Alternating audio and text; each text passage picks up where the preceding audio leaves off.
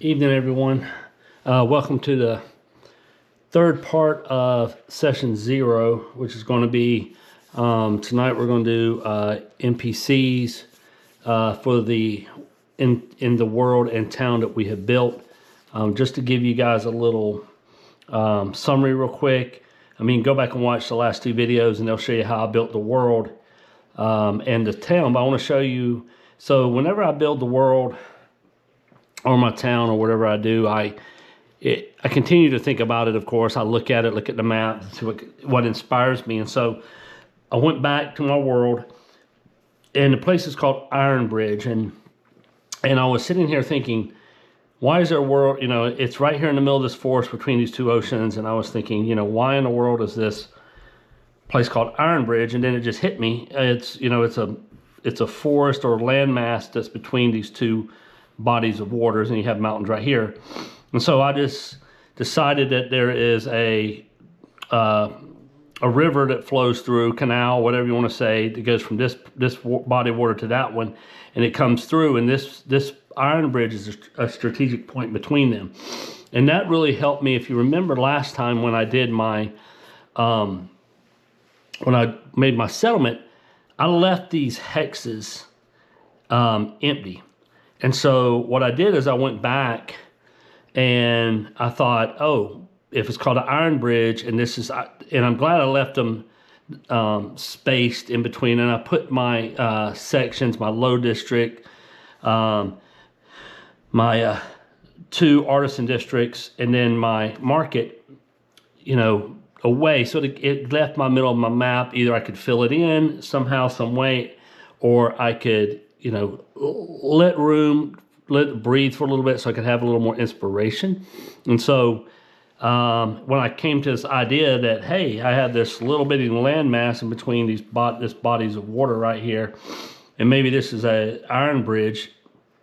Hey, how about an Ironbridge right in the middle of my city?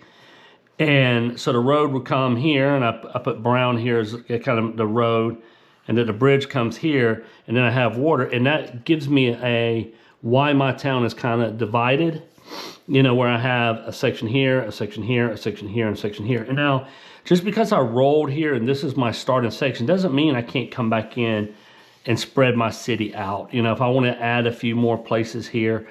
But really the object is to give me something so that I can really kind of get started on adventuring. That's really all I want to do. This is all about, hey, I'm new to ShadowDark. I'm new to solo role playing. I don't really know what to do.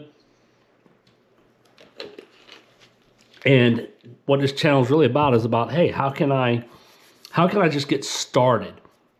And so that's the thing, you know, it's like, hey, here's your world. Here's your Ironbridge. I gave you a couple points of interest that we ran. Let's build out Ironbridge. We did, and we have our low district. And by using our guide here, our districts, or, you know, we have a low district, market district, and 2 separate artisan districts, and we have our point of interest. So we have our town, and we have that we could just, tonight we're going to get NPCs. And so what that will allow us to do is start to kind of get more flesh on our town. It's going to give us people that our characters can interact with. It's going to give us ones who can give us patrons to send our party out on adventuring. It's also going to give you some more flavor to the town so that you can start to develop your government. And as you take all these pieces, like it's an Ironbridge, and the town is divided across this, you know, parts of this road, and it's got the river that flows through it. What kind of your city, your town, your settlement starts to come to life. And so tonight, what we're going to do is we're going to add some characters to some NPCs tonight. And that's how, like I said, how I built my book. Is I have my world that I can look at quickly. I have Ironbridge with my settlement. I'm going to put my NPCs beside each part of every point of interest, so I can know immediately right off the bat that, hey, they walk into this poor tavern. The guy who runs this, who's the main NPC in this building, is going to be right here.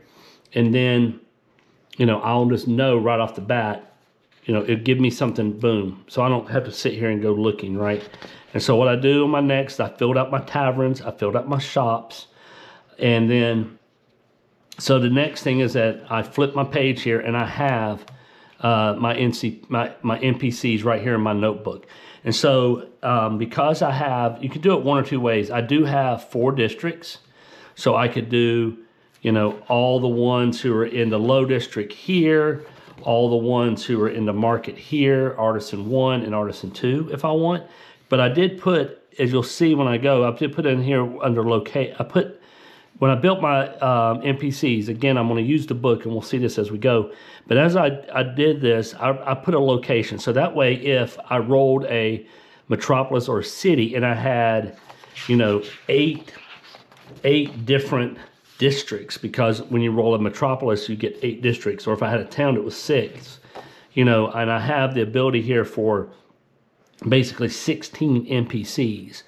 So what I'm going to do, though, is I'm going to keep them in by district, just because I have 4 districts. If it does grow, right now it doesn't really matter, because all my adventures are going to take place exactly what we build here. And as I go, and if I get in a session, I don't know, 15 or 20 or whatever, and yes, I plan on playing my sessions in this town as long as I possibly can. I want to create 4 characters to start, but we know how deadly ShadowDark is, and to try to see if I can't solo for them to get to a certain level. Maybe all the way to 10th. You never know. That would be a lot of solo playing, but at least I'll play it for a little bit and we'll see how it all goes. But what I'm going to do is I'm going to roll up my NPCs tonight for each district. So all the ones in my first district here are going to be the ones that are going to be in my low district. So I'm going to go ahead and write it all down here. And I have 3 points of interest. Okay, so it's going to be a low district.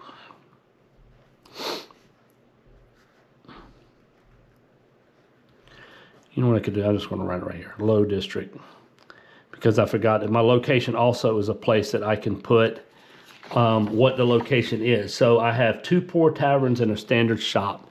So this will be a poor tavern, and this will be a poor tavern, and this will be low district. I'm just going to put LD, and then what was it? Been a long day. Standard shop. And I already know, because on my shop page, that I rolled, and my shop is a stonemason, and the place is called Imperial Crown, and it's known for having heavy power bodyguards. And an interesting customer in there is the so I know my standard shop, Goblin Pirate. So what I'm going to do is I'm going to roll up these NPCs real quick. And we do that by just opening the book. So simple. Page 124 and 125. Another one of the charts that you will use is NPCs names. And so you have, so let's roll up the NPCs real fast. And for this district here, and it's going to be a D12, because I'm going to go name, but in order to get my name, I have to get my ancestry first. So 12 is a goblin. The poor tavern is ran by a goblin. And what I do is I just roll over and I just roll the NPC names on the generator right here. You can do, if you want to make one by NPC syllables, that's fine. But just because tonight I really want to just get it done and in a hurry, because this is pretty good. So I have Goblin, and his name is Irv. So I write down Irv, the Goblin. His age, I roll back here.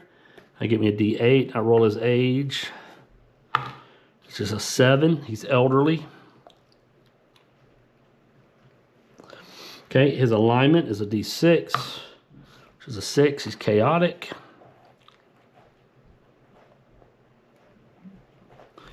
His wealth is another D6. It's a 5. He's wealthy. And then his appearance, we have this table here, which is a D20, is a 10. He's got a willowy build.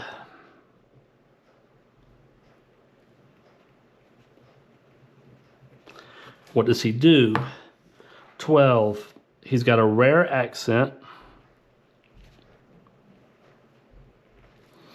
His secret, 14, can actually smell lies.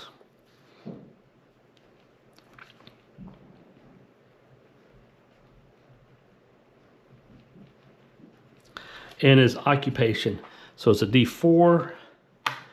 Is 2, and then I run across the top. 2 and 2 is a farmer. Yes, I know he runs a pole tower, but how does a farmer play into it? Maybe he was before, and now he came in, became a poor tavern.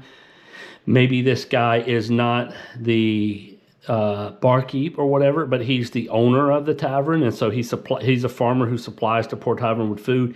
It doesn't really matter. It's just giving us a character who's the main NPC when they go into that area. So I roll back to my chart, and I just write Irv, so I know who he is. And if you want to put that he's a goblin, if that kind of helps you, you know. Anything that gives you something that's quick and easy, especially when you're, for solo is great, but if you're DMing, because it's really, you can use this for both. This is the ability that if you're just sitting there one night DMing, you have probably a couple hours, maybe an hour, well, you'll start to see that once you get your town built, to create an adventure is going to be go very fast. So that's our first tavern we have. So let's go to the next one real quick. We're going to roll our ancestry. 8, oh, it's a D12. Sorry, it's been a long day. 9, it's a halfling. I'm gonna go ahead and get all this stuff here, then I'll go get his name. His age is a D8. It's 2, he's adolescent. And I know it's kind of like, well, hey, he's an adolescent halfling. And I've also rolled child 1/4 that ran a one of these in here, and I just let it play out because, you know, we're talking about a medieval time and a fantasy and a child running something. You never know. It could be a front for something. Could be that's just he had inherited it. You know, you just never know. So I'll just go with what I roll because I just like to see what the creativity. And this one is chaotic as well. His wealth. 5, and he's wealthy. He's wealthy at adolescence. In his appearance, D20. What's that? 16. He wears a floppy hat. What does he do? He's 11. He makes puns. And his secret is a 3. He's obsessed with fire. And his occupation is 2d4, so we're going to run 1, 3, and a 2. So you go down and you go 3, 2, cook. All right, and so we're going to roll over. We can get his name. You just go over 2 pages. D20, look at the halfling, and it might be a female. And he's a halfling, Carlsby. Okay. I'm going to go ahead and I'm going to roll this and then we'll go back and add it to the other table here. What I'll do is I'll go ahead and roll them all and then we'll go back. And so the next NPC who runs our standard shop is, roll a D12, 7. It's stonemason shop, it's a dwarf. Imagine that. Sometimes the dice just know. Age, 4, he's an adult dwarf. His alignment, 4, he's neutral. And his wealth is a D6. 4, he's wealthy. His appearance is a D20. He's got braided hair.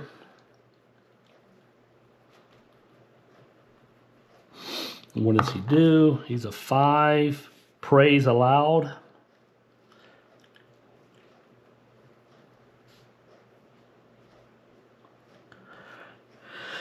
Praise it loud. I can't even read that. In his secret, 14 can actually spell lies. I already have that. You know what? I'm going to keep it. I kind of like when there's can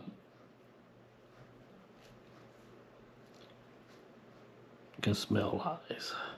In his occupation, let's see, 2 and a 4.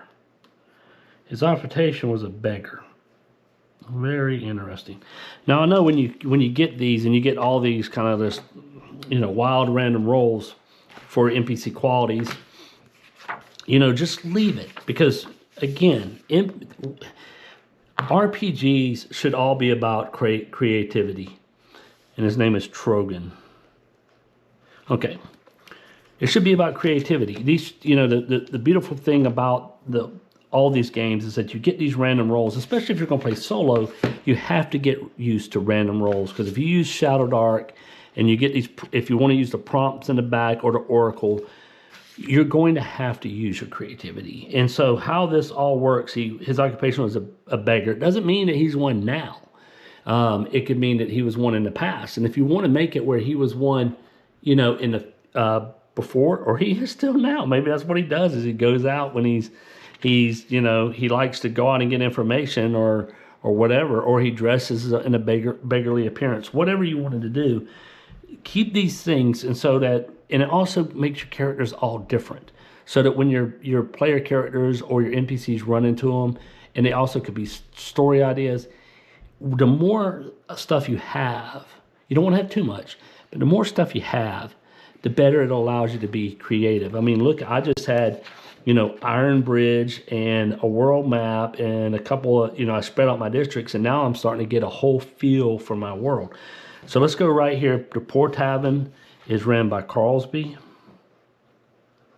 and he's a halfling. And then Trogan, the dwarf, runs the stonemason shop. And the beautiful thing is that if you look back on my dwarf stonemason shop and run that, there is a mountains. And so, you know, as your map expands, you might get more of a mountain range, and it could be that this dwarf is from that area. He could be maybe a hill dwarf, and some of these mountains are really the start of hills that come into the forest. It's all types of different things that you can do. Okay, so we got our low district done. Now we're going to move to our market. So I'm just going to write this right up here at the top. And my market has 3 characters as well, an apothecary and 2 rare and exotic goods. So we're just going to go through the same thing. So we're going to do apothecary here, and then rare and exotic goods here, and a rare and exotic goods here. Okay.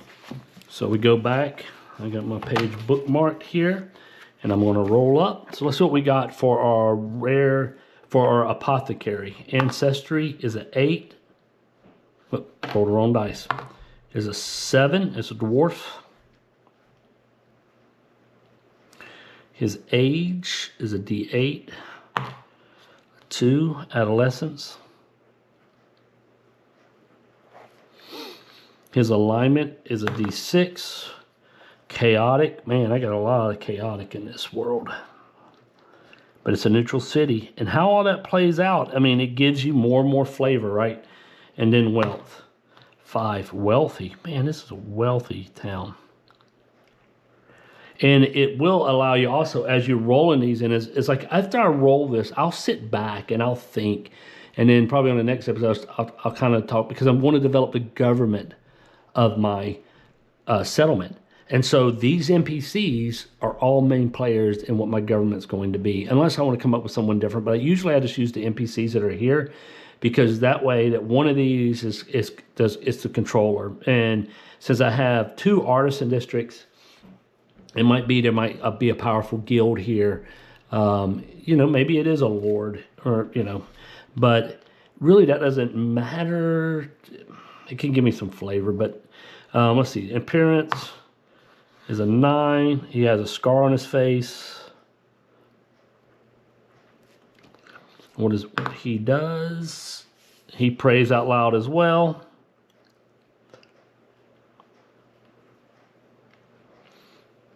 Prays aloud. And we do have modest temple, so that does mean something in here. His secret, 12. Works as a smuggler. That's what I like to hear.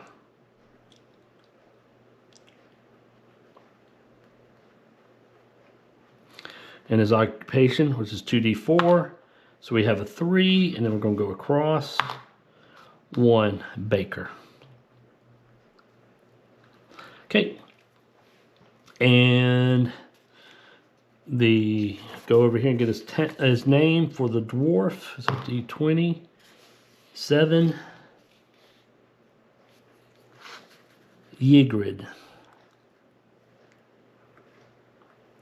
And so when I think about the apothecary, you know, it's all about, you know, making potions and stuff like that. Well, since she's a baker, she makes baked goods. So her, you know, her medicinal powers or whatever could be in the goods that she bakes. All right, let's get to rare and exotic good.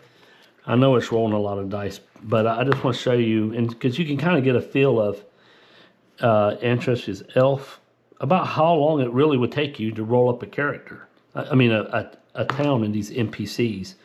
2, an adolescent elf. His alignment, chaotic, man. His wealth, 3, standard. At least he didn't. His appearance, 1 eye. What does he do?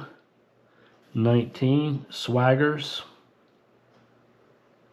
Yep, sounds like an elf, right? His secret, 20, has a pet basilisk.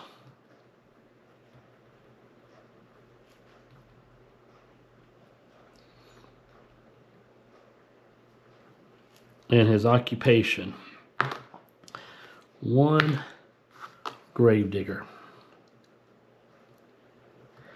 Now, here's, and let's go get his name, or their name, because it could be a, you know, it's a mix. Riordan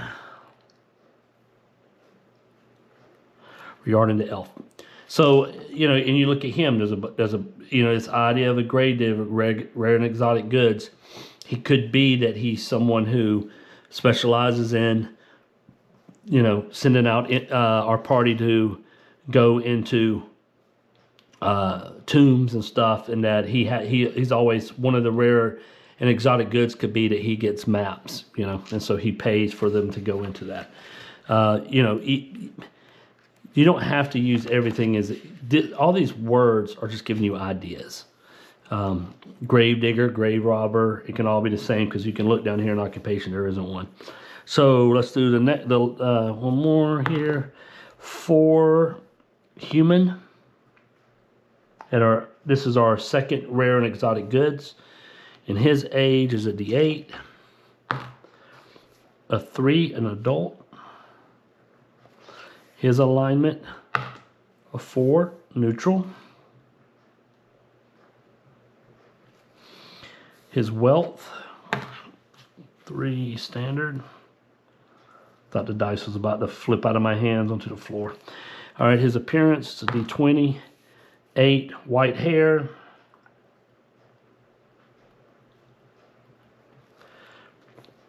What does he do? Swears oaths. And his secret is 1, hiding a fugitive.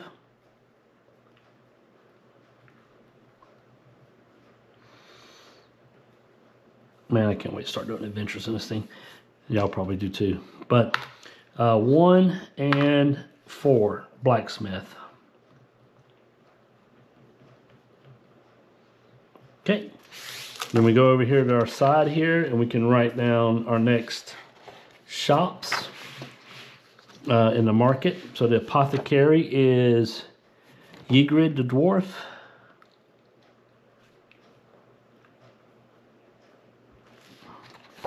the other Riordan the elf. And I gotta get a name. I probably caught that saying, hey, that guy didn't even go get a name. Yeah, well, sometimes. To a human, Matteo. So he is Matteo the human. Matteo the human. Go back over here and write his name. Matteo. All right, let's go to our 2 artisan districts real quick. All right, so our artisan districts, we have the first one. We got 4. 2 modest temples, a standard taverns, and stock and pillories. So we have a modest temple, another modest temple,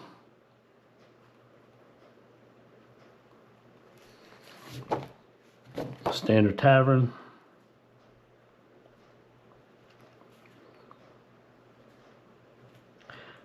and then stocks and pillories. And you're like, why are you getting an NPC for stocks and pillories? That might be the who's in head. Stocks and pillories is a place where they handle people who break the law, and that could be my city guard member or whoever it is who keeps the peace. And then my artisan district only has 1 modest temple. And so once we get here, we'll get an alignment, and that can help us down the line also find out, what kind of gods run these temples. So the first modest temple, let's do this real fast, see if I can get these guys knocked out. Just need 5 more. He's going to be an elf. His age is 8. Is elderly.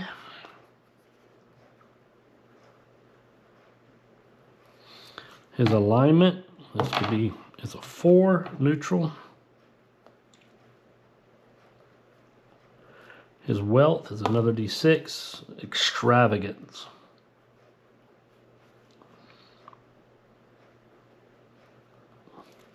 His appearance, this is the D20 time, is 12.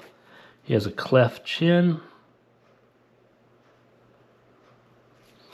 What does he do?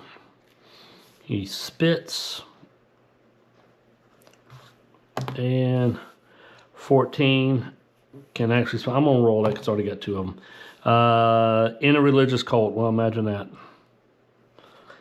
And if you remember, when I ran 2 episodes ago, when I rolled my point of interest, I have a dolmen's, and at that dolmen's is a religious cult. So that gives me a connection right there. And so my occupation, 2, bartender. Yeah, that's funny. Maybe he's a former bartender. Then we're going to roll over, get his name, 2 pages over. For our elf is Faron. Faron the elf. The other temple, let's roll it real fast. 6, I keep saying let's roll it, is an elf as well. His age, D8. 3 is an adult. His alignment, lawful. Hey, finally some lawful here. His wealth is extravagance as well.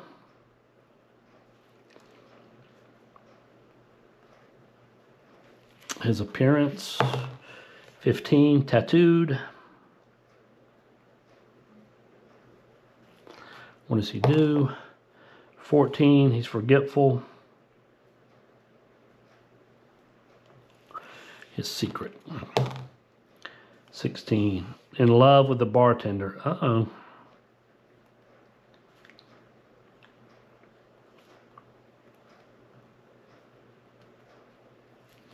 And his occupation, before he either became a priest, 4, 2, cobbler.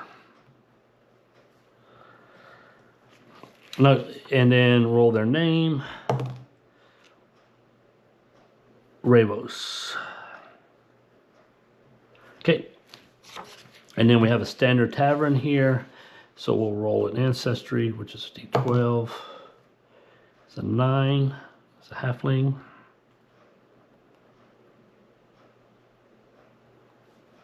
Whoops. Wrong place. Their age, d8, is ancient. Their alignment is lawful. So in this artisan district, we have 2 lawful people and a neutral. So that, you know, that can start giving, because we know that our town, when we rolled it, was balanced. I mean, it was neutral. And he has extravagant wealth. Extravagant wealth. His appearance, 6. Braided hair.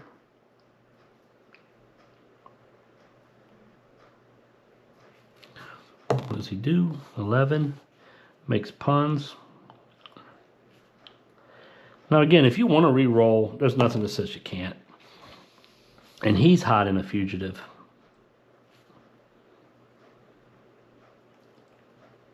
It's amazing that we do get a lot of the same rolls here, but you know, sometimes it's the way to dice. 4 and a 1, locksmith. Okay. And what's the name of our halfling? Gertie. Gertie the halfling runs our tavern. Our ancient runs our standard tavern. Now here's our stocks and pillories. So who is the law in this town? Is a 9, as a halfling. This is interesting because I think from the Shire they get sheriff. So that is very interesting. He's a little sheriff in town. He's an adult halfling. His alignment 4 is neutral, which is probably good that you want in your lawman. His wealth, he's got extreme. I don't know if let me roll this thing. 5, wealthy. Sometimes I feel like if I just pick it up and drop it like that, does it really roll? His appearance, 14, he's got big eyebrows. What does he do? 18, speaks loudly.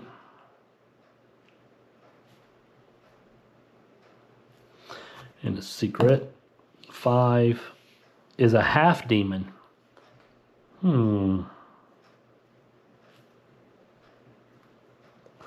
That's cool. And his occupation is a 3 and a 4, a butcher. Okay, and then roll his name on the halfling table. 17. Oh, it's a female. Mora. All right. The law in town, or whoever runs in the stock and pillory area, is Mora the halfling. So because I only have 1 to roll right here, I'm going to do it real quick, and then I'm going to go add them to my list. Ancestry. 10. Wow, another halfling. I love halflings, so it really doesn't bother me there. 1, the modest temple is ran by a child. I told you I keep it whether I roll it, and I just play it. Who's chaotic. And the wealth of this temple is 3, standard. And I keep stuff because I just love the challenge of, hey, how do I... he wears a floppy hat as well. Floppy hat. He does. Smokes a pipe.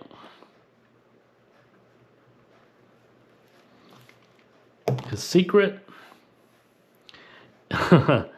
In deep gambling debt.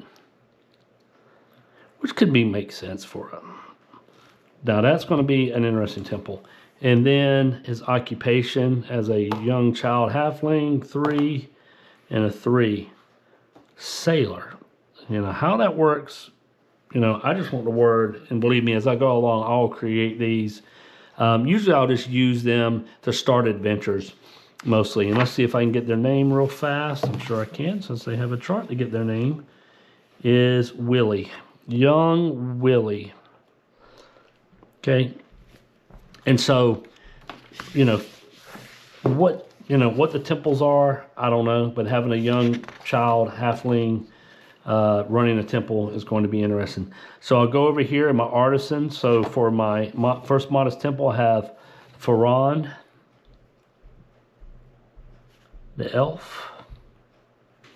For my next one, I have Ravos, the elf.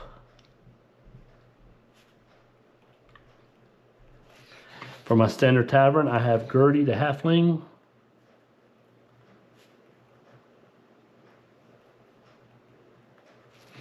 For my stocks and pillories, I have Mora.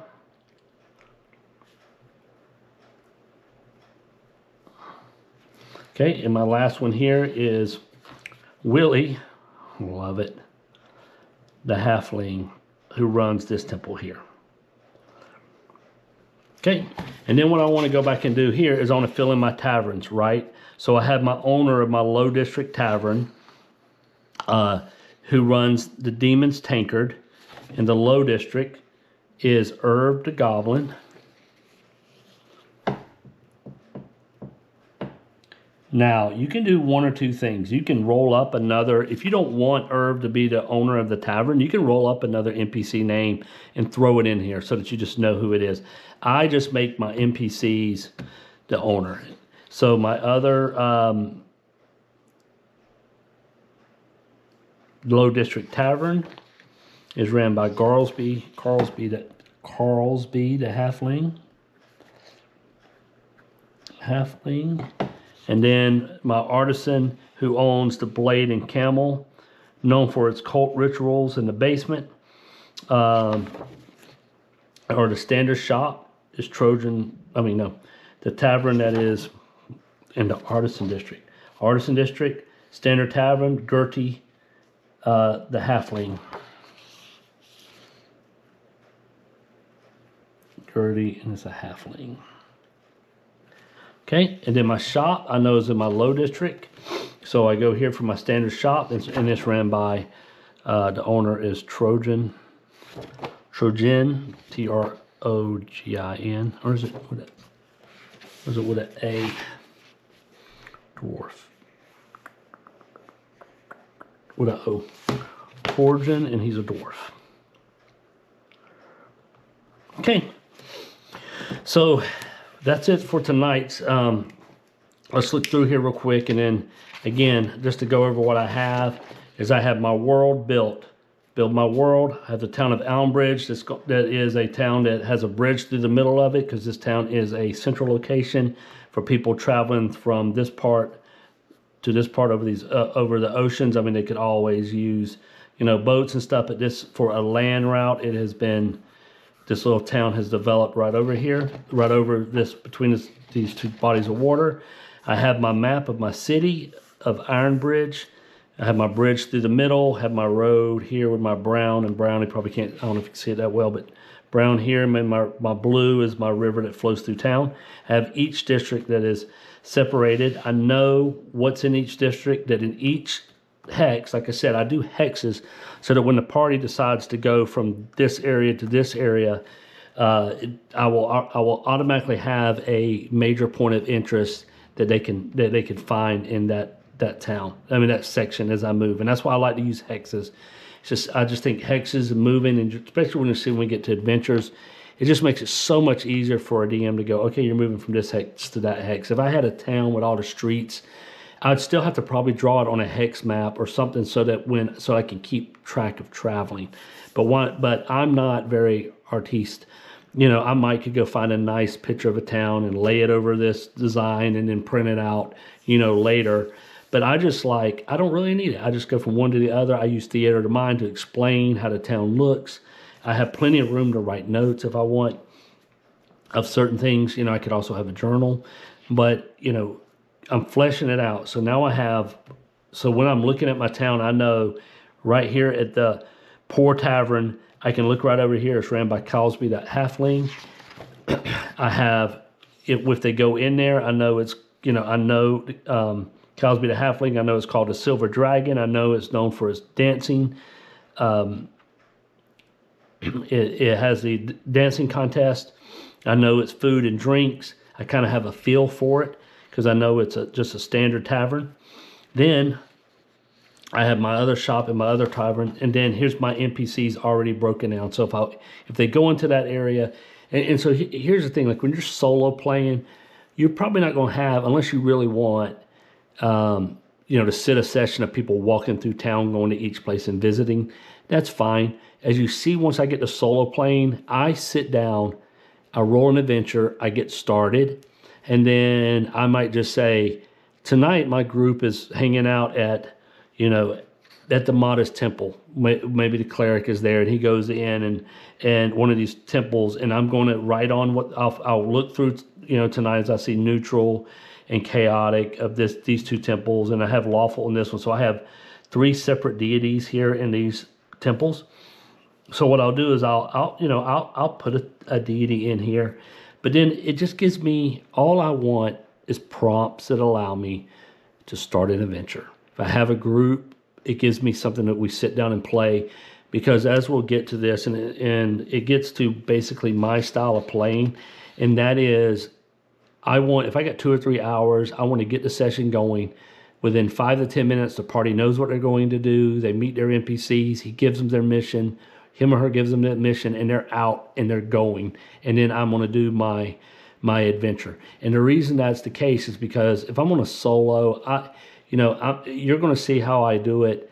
I basically, like I said, and I should have brought a couple books to show, but if you look up Robert E. Howard and you look up Fritz Leiber and you look up all these guys who are the appendix N for Advanced Dungeons and Dragons, they're really episodic. Each story, each little short story they're all short stories put together.